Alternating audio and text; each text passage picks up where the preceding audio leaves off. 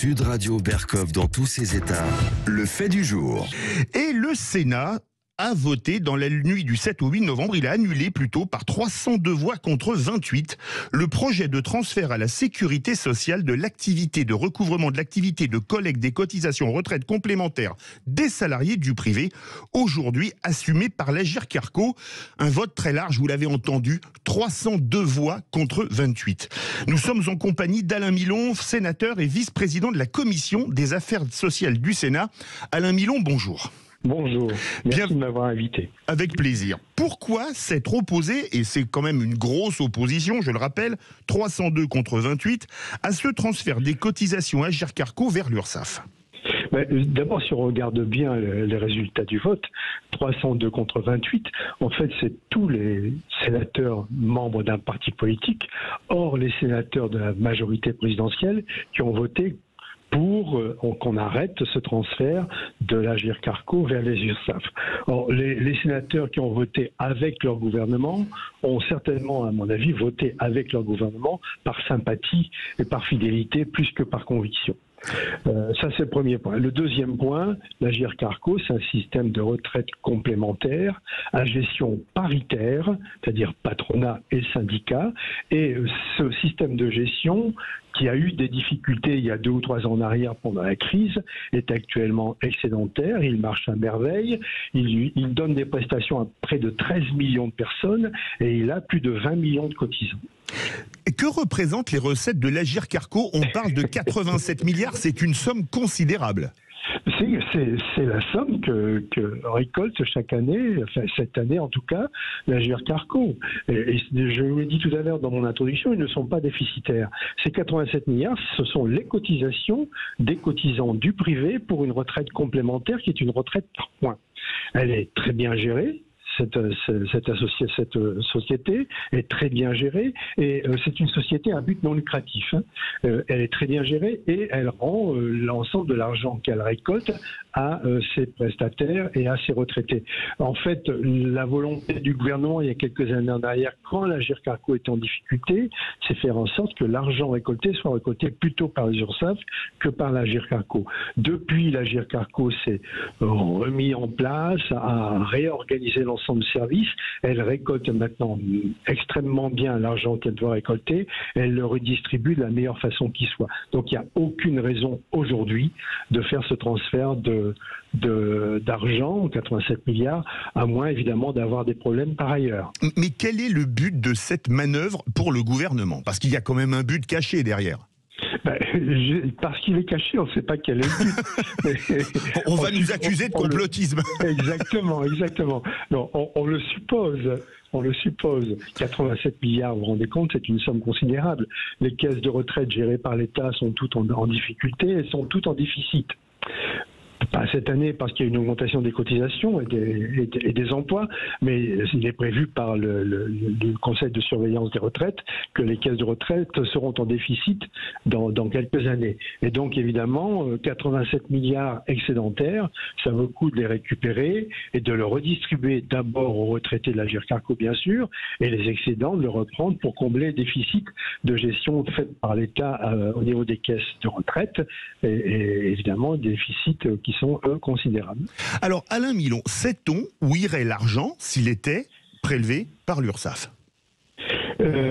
C'est une bonne question qui se pose quand même. Quand on donne 87 milliards, on aime bien savoir où ils vont.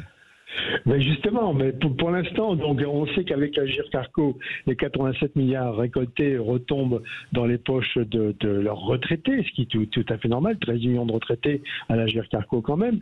Mais si c'est l'URSSAF qui le reprend, je suppose qu'elle rendra une partie de l'argent à l'Agirc-Arrco pour que l'Agirc-Arrco paye ses retraités et qu'elle prendra l'autre partie pour combler les déficits d'autres caisses de retraite.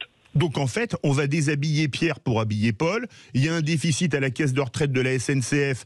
On va pomper une partie des retraites, parce que c'est le privé, l'Agirc-Arrco, pour combler la SNCF. La retraite des mines est déficitaire. Alors il n'y a plus beaucoup de retraités des mines. Donc en fait, on va déshabiller une fois de plus le privé pour habiller le public. C'est ce que vous voulez dire ? En gros, c'était probablement l'intention qui était faite. Pas au départ. Je rappelle qu'au départ, quand ça avait été voté, c'était parce que l'Agirc Arrco avait des problèmes déficitaires également, dus à la crise de la Covid. Mais maintenant, il n'y a plus de déficit.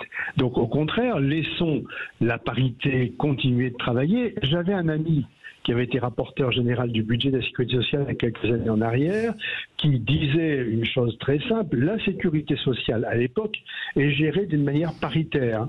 Elle a un déficit minime. L'État, lui, a un déficit considérable. Donnons l'État à gérer par un régime paritaire et il n'y aura plus de déficit. Ben là, c'est l'inverse. Comme il y a des déficits au niveau de l'État, on prend les bénéfices du privé pour le donner, pour le mettre dans le déficit géré par l'État. Il faudrait mieux faire l'inverse, supprimer l'URSSAF et mettre ça à l'Agirc Arrco. Alors, c'est une boutade, oui, bien sûr. On avait bien compris, mais elle est très bonne. Justement, Alain Milon, une question se pose. L'argumentaire, a priori, que le gouvernement vous donne au Sénat, il va faire la même chose, évidemment, il le fait la même chose dans les médias ou à l'Assemblée nationale, il va le faire, c'est que c'est plus simple en passant par un seul interlocuteur. C'est le seul argument, il n'y en a pas d'autre? Il y a eu un argument qui a été donné par le ministre en séance, qui a dit que les organismes qui gèrent l'Agirc Arrco, patronat et syndicats, avaient demandé à l'État de passer par l'URSSAF. Or, nous, au Sénat, on a auditionné évidemment les gens de l'Agirc Arrco. C'est bien qu'on ne va pas faire ça comme ça pour le plaisir.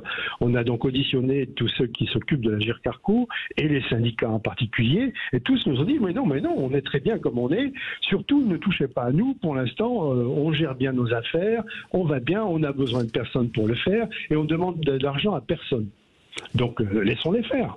Alors, vous avez parlé du paritarisme, patronat-syndicat.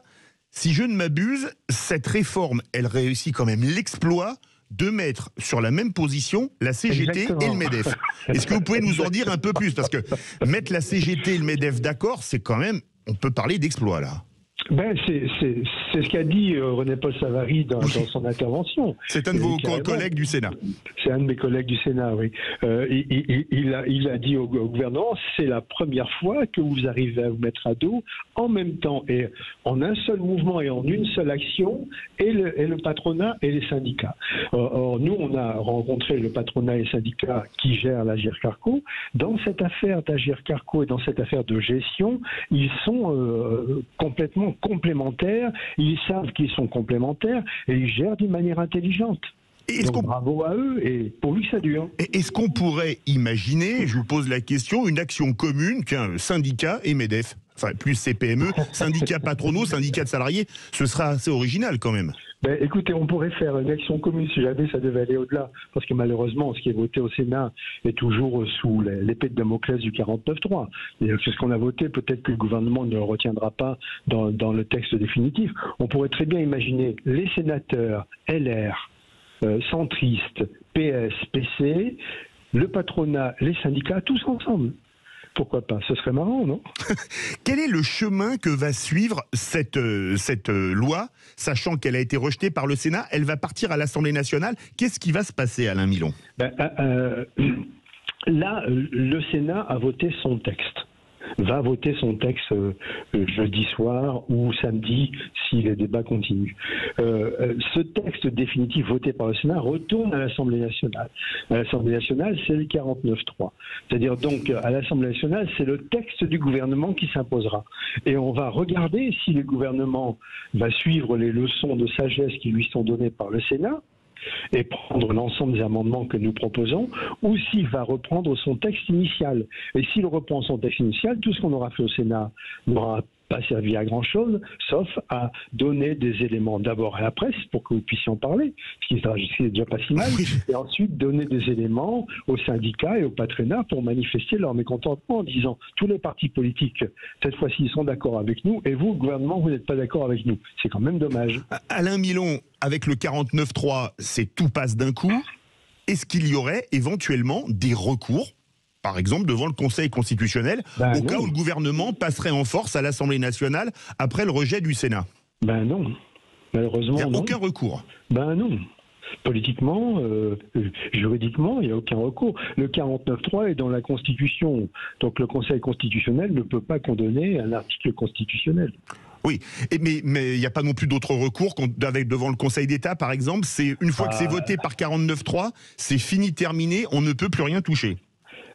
On ne peut plus rien toucher. Après, bien évidemment, dans les décrets d'application, est-ce que tout ce qui sera touché par le 49.3 sera mis en application? Ça, c'est un autre sujet. Parce que la loi votée, la loi qui s'imposera par le 49.3, est-ce qu'il y a ensuite les ministres recevant les manifestations des politiques, les manifestations des syndicats, les manifestations du patronat, est-ce que les ministres signeront les décrets d'application? Ça, c'est un autre sujet. Mais pour vous, le gouvernement est prêt à passer en force? Je l'ai senti comme ça avant d'hier soir. Mais cette proposition, elle était dans les tuyaux depuis longtemps ou elle est apparue comme ça d'un seul coup, d'un seul? Non, elle était dans les tuyaux. Il y a quelques années en arrière, il faut remonter entre 2015 et 2020, la GIRC et l'ARCO étaient séparées.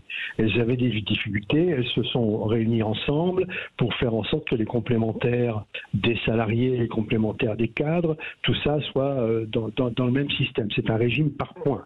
C'est un régime complémentaire. Absolument. Par points. Et donc, à partir du moment où la GIR et l'ARCO se sont mis ensemble, ça a été bien. Ça a été bien jusqu'au moment de la crise Covid, où là, il y a eu des moments un peu compliqués, évidemment, puisque comme il y avait une diminution du travail sur l'ensemble du territoire national, il y avait une diminution des cotisations, alors que dans le même temps, les retraites n'ont pas diminué.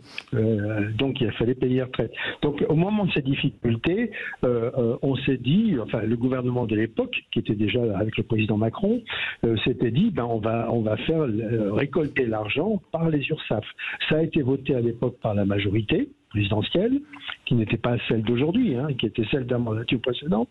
Et puis, on avait dit, ça avait été dit, on fera ça après la crise Covid. Or, il se trouve qu'après la crise Covid, la GIRC-ARCO vit sainement. Donc c'est plus utile de faire ce qu'on avait décidé au moment où il y avait des difficultés. Il n'y a plus de difficultés, laissons-les vivre tranquilles. Dernière question, Alain Milon, j'ai parfois l'esprit un peu tordu. Est-ce que ce ne serait pas, comme ce sont les caisses de retraite complémentaires, la phase 1 de la réforme de retraite que le gouvernement veut absolument faire passer début 2023 ? Ça pourrait si le gouvernement reprend l'idée initiale de 1 euro cotisé donne les mêmes droits ouverts à tout le monde. Et si c'est un régime qui a été à l'époque évoqué dans le cadre de la première campagne présidentielle de M. Macron par un régime de retraite par points. Or, de ce qu'on entend et de ce qu'on sait, de ce que vous savez vous aussi sur l'évolution des textes qui pourraient venir sur la réforme des retraites, ce système de régime par points a été abandonné. Et donc s'il est abandonné, il y aura toujours un système de retraite et un système de retraite complémentaire. Et comme les retraites complémentaires des salariés marche bien, il n'y a aucune raison d'y toucher. Merci beaucoup Alain Milon, vice-président de la Commission des affaires sociales du Sénat. Et on va suivre bien évidemment ce sujet de très près sur Sud Radio. Merci à vous. Bonne journée. Bonne journée à vous. Sud Radio.